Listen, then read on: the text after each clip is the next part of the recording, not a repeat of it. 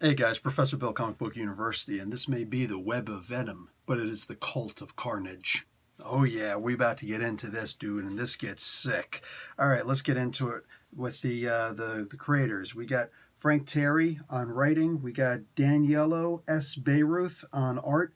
Andreas Mosa on color art, VC's Clayton Cowles on letters. The cover artists are Joshua Cassara and Rain Barretto, and there's a variant cover by Joshua Cassaro and Rain Barretto, and yet another one by Gabriele Dell'otto. So, wow, Cassara and Barretto doing two different colors. Gabrielle just coming in and being like, Psh, I got this. Anyway, so if you guys read Carnage USA, you're going to be able to go in with this with no problems. If you haven't read Carnage USA, you may read this and then think to yourself, I have got to read that freaking Carnage USA. And yeah, you kind of do. I've heard some people say bad things about it. They're like, oh, it's not like, Maximum Carnage or anything like that, but it was okay. I liked it. I thought it was pretty damn inventive. I thought it was insanity, which is exactly what Carnage is supposed to be. Anyhow, this comic book is a return to Doverton, Colorado. And, when you think about it, all of those, what do they call them, the matrices? Or, no, the codexes, all right? We've been learning in the Web of Venom comic books, all of these little one-shots that come out monthly, that Carnage is after the codexes. That's the minuscule imprint left in all of the hosts. I want to say it's human hosts, but it's not just that. There's giraffe hosts also, apparently. A whole bunch of animal hosts for the Carnage symbiote, for any of the symbiotes, period, the Clintar. So Carnage is trying to collect all of them. And of course, where better to start collecting all of them than Doverton, because that's where he's spread himself the thinnest.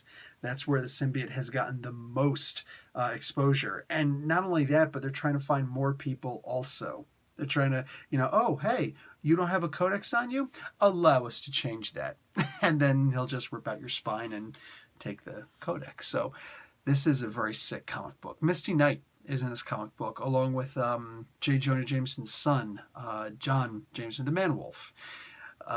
We do get some Man-Wolf in this. Takes a bit, but it goes pretty much how you would probably expect. And if you don't have any expectations of how it would go, start reading the comic book. By the end, you're like, oh, I know exactly where this is going. And oh my God, there is no hope, is there? Yeah.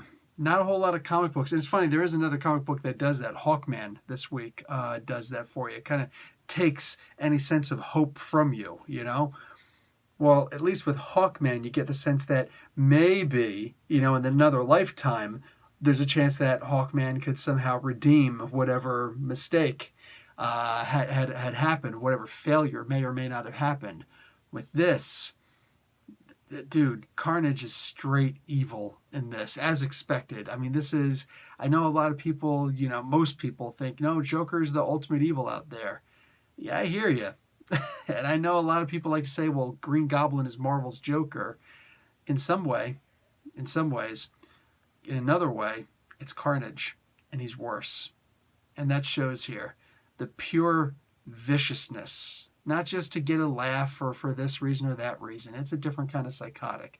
It's the kind of psychotic where there is no chance of you getting out of this alive. No chance. Because even if there were, it would be worse. Guys, definitely get this. Don't make a mistake. Also, there's a brief advertisement if you're reading the letters pages, which why wouldn't you? Advertising this, the symbiote Spider-Man. And just, there's an Art Germ variant cover, so there's that. But you should definitely be reading this also, just saying. Anyway, guys, that's going to be it for me. Professor Bill, Comic Book University. Class dismissed.